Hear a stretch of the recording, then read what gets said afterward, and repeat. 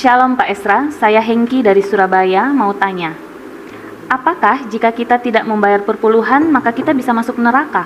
Saya lihat ada video hamba Tuhan yang share sesuatu mengenai perpuluhan. Ya, persembahan persepuluhan itu kan perintah Tuhan. Memang sekarang banyak perdebatan apakah persembahan persepuluhan itu masih berlaku di zaman perjanjian baru atau tidak. Ya, ada pro kontra di situ. Saya sendiri percaya bahwa itu masih tetap berlaku.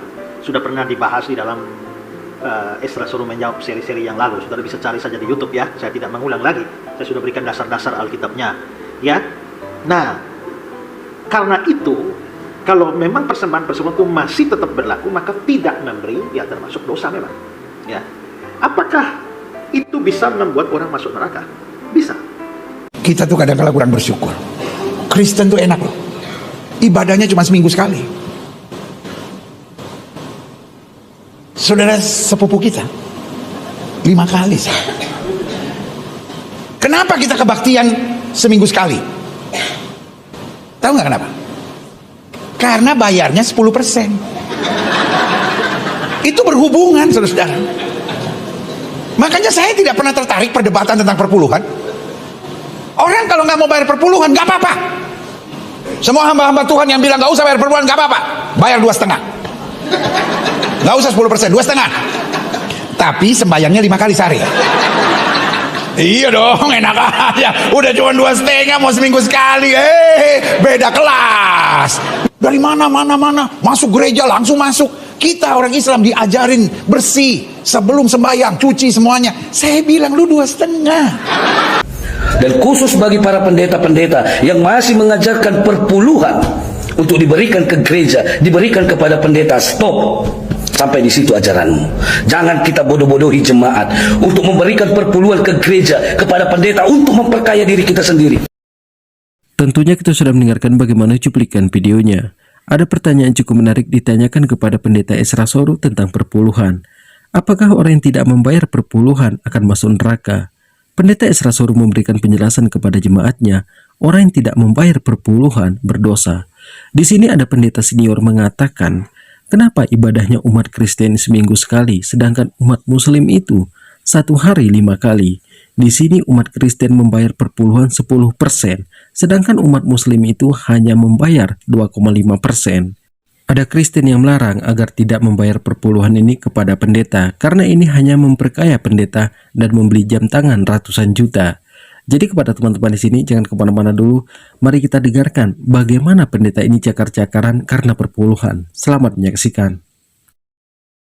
Saya mau bicara mengenai perpuluhan. Ada banyak cerita di luar sana mengenai perpuluhan. Tapi selama perpuluhan masih dibahas di dalam Alkitab, dan Alkitab masih tetap firman Tuhan, jangan batalkan perpuluhan. Amsal 3 ayat 9-10. Muliakanlah Tuhan dengan hartamu, dan dengan hasil pertama dari segala penghasilanmu. Itu disebut perpuluhan. Maka, ini janjinya. Baca sama-sama. Ini janji. Janji akan tergenapi kalau bagian atasnya dilakukan. Maka, lumbung-lumbungmu akan diisi penuh sampai melimpah-limpah. Dan bejana pemerahanmu akan meluap dengan air buah anggurnya. Tapi, bagian kita adalah ayat 9. Muliakanlah Tuhan dengan hartamu, dengan hasil pertama dari penghasilanmu. Sekali lagi, kalau saya bicara keuangan, bukan berarti saya lagi minta uang, saudara. Yes, gereja kita butuh uang untuk operasional dan untuk misi, mengoperasikan misinya Tuhan atas bangsa ini, atas dunia ini, dimanapun Tuhan tempatkan kita dan utus kita untuk pergi. Uang memang perlu, saudara, tetapi uang bukan yang utamanya. Yang utamanya adalah kamu memuliakan Tuhan dengan uangmu. Semua adalah milik Tuhan, dan Tuhan harus ada di atas harta kita. Tuhan harus ada di atas keuangan kita. Tuhan harus ada di dalam semua aset kita. Saudara, kalau saya bicara perpuluhan, bukan saya bicara ini ya, bayar perpuluhan ya, kembalikan perpuluhan dalam rumah Tuhan. Bukan itu. Saya lagi bicara mengenai Tuhan atas harta kita. Bukan minta uangnya saudara, tapi minta hati saudara buat Tuhan. Karena di mana hartamu berada, di situ hatimu berada. Izinkan Tuhan menjadi Tuhan atas harta kita. Kembalikan apa yang menjadi bagiannya Tuhan. Nggak ada kutuk, saudara. Nggak ada kutuk. Cuma yang jadi masalahnya hati kita jadi jauh sama Tuhan. Kita nggak jadikan dia Tuhan atas aset kita. Kita nggak jadikan dia Tuhan atas keuangan kita, kan? Nah, itu yang saya nggak mau. Itu yang kita nggak mau. 15 tahun itu udah lewatin ini. Jadi saudara yang nggak ngerti atau saudara yang nggak tahu, karena kami mau sudah diberkati, memberi bukan karena diminta, memberi karena saudara cinta. Kita yang rugi kalau kita lihat orang menyalahgunakan perpuluhan dan lain sebagainya, terus kita nggak mau ngasih, kita nggak mau kembalikan untuk saya, maka kita sendiri yang rugi. Uang itu adalah perintah Tuhan kok. Sekali lagi kalau saya ngomong ini, saudara, bukan berarti saya lagi minta uang saudara, tapi saya lagi mau sudah diberkati oleh Tuhan karena menjadikan Tuhan atas harta saudara. Carilah dahulu kerajaan Allah dan kebenarannya, maka semuanya akan ditambahkan kepadamu. Saya kasih tahu, sampai hari ini saya sama suami saya nggak pernah kekurangan.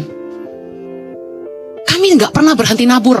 Kalau orang tuh sampai nanya-nanya saya, Bu Heni, perpuluhan wajibkah? Ya ampun, lu hitungan banget, pantasan aja hidup lu susah.